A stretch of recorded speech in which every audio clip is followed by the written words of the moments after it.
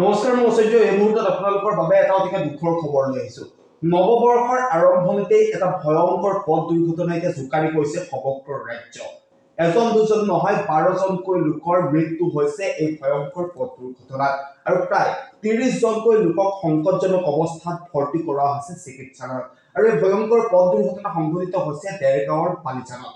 বনভোজৰ বাবে এটা দল ওলাই আহিছিল গোলাঘাটৰ পৰা আৰু তেওঁলোক টিলিঙা মন্দিৰ অভিমুখে যাত্ৰা কৰিছিল আৰু যাত্ৰা কৰোতে দেৰগাঁৱৰ বালিজানত এখন ট্ৰাকৰ সৈতে মুখামুখি সংঘৰ্ষ হয় বাছখনৰ। বাছখনত প্ৰায় 45 গৰাকী যাত্ৰী আছিল বুলি জানিব পৰা গৈছে আৰু থিতাতে নিহত হৈছে 12জনকৈ ব্যক্তি আৰু মৃতসকলৰ ভিতৰত দুটি শিশু আৰু এগৰাকী মহিলা থকাৰ কথা বৰ্তমানলৈকে খবৰ পোৱা গৈছে আৰু বাকি যিসকল লোক আহত হৈছে 30জনকৈ লোক, প্ৰায় 30জনকৈ লোকক সংকটজনক অৱস্থাত যোৰহাট চিকিৎসা মহাবিদ্যালয়ত ভৰ্তি কৰোৱা হৈছে আৰু মাৰ্ঘেৰিটাৰ পৰা আহি থকা এখন কয়লা ভৰ্তি ট্ৰাকৰ সৈতে মুখামুখি সংঘৰ্ষ হয় এই বাছখনৰ। আৰু যিখন বাছ বনভোজৰ বাবে ওলাই আহিছিল তেওঁলোক টিলিঙা মন্দিৰ দৰ্শন কৰিবৰ বাবে আহিছিল আৰু টিলিঙা মন্দিৰৰ পৰা ঘূৰি আহি তেওঁলোকে বগীবিলত বনভোজ খোৱাৰ পৰিকল্পনাৰে তেওঁলোক ওলাই আহিছিল আৰু একেটা পৰিয়ালৰে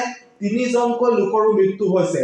যি 12জন লোকৰ মৃত্যু হৈছে আৰু তাৰ ভিতৰত একেটা পৰিয়ালৰ 3গৰাকীকৈ লোকৰ মৃত্যু হৈছে আৰু সমান্তৰালভাৱে দুটি কণমানিয়ে প্ৰায় 10 বছৰ তলৰ প্ৰায় দুটি কণমানিয়ে অকাল মৃত্যু সাবটি লৈছে এই ভয়ংকৰ পথ দুৰ্ঘটনা। গতিকে শোকাবহ আৰু ভয়ংকৰ পথ দুৰ্ঘটনা সংঘটিত হৈছে আজিৰ দিনটোত। আজি পুৱাৰ ভাগত এই ভয়ংকৰ পথ দুৰ্ঘটনাই জোকাৰি গৈছে সমগ্ৰ ৰাজ্য। আমাৰ হাতত দৃশ্যাংশ আছে, সবিস্তাৰে লৈ আহিব বিচাৰিছো আপোনালোকৰ বাবে।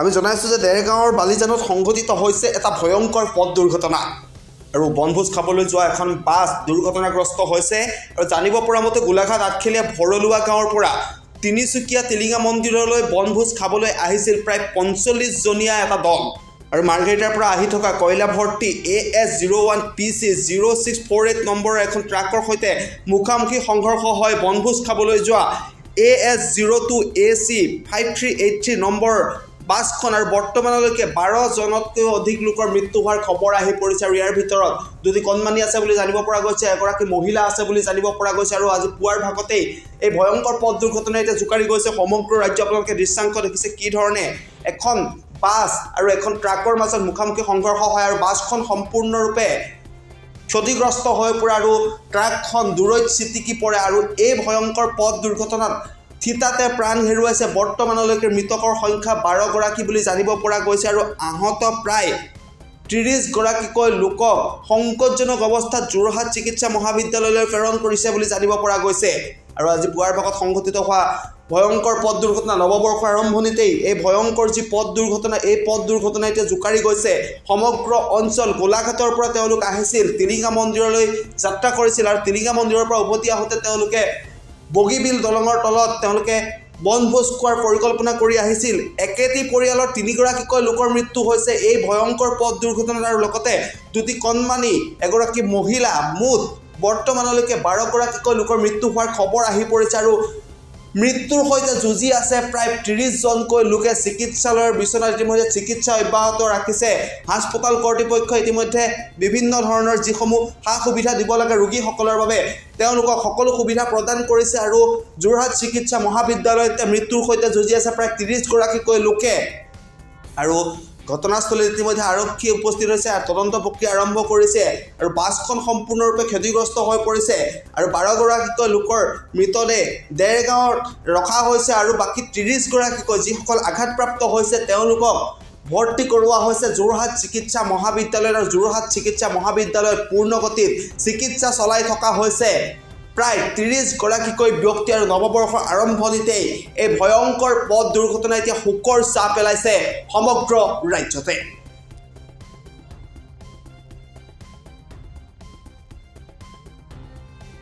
ঘটনা 4টা বিছত পোৱা হৈছে আৰু আপোনাৰ এই ঘটনাটো হোৱাৰ কাৰণে 4 লাইনৰ গাফিলতিৰ কাৰণে হৈছে। মুখামুখি সংঘৰ্ষ হৈছে নেকি? মুখামুখি একেটা পথতে আহি থকা হয়। তো আপোনাৰ ৰাতি দিনৰ ৰাস্তাখন এইফালে ৰাস্তা আপোনাৰ ব্লক আছিলে, এইখন খুলি থোৱা আছিলে। হয়। ৰাতি এখন খুলি দিলে, এইখন ব্লক কৰি দিলে। হয়।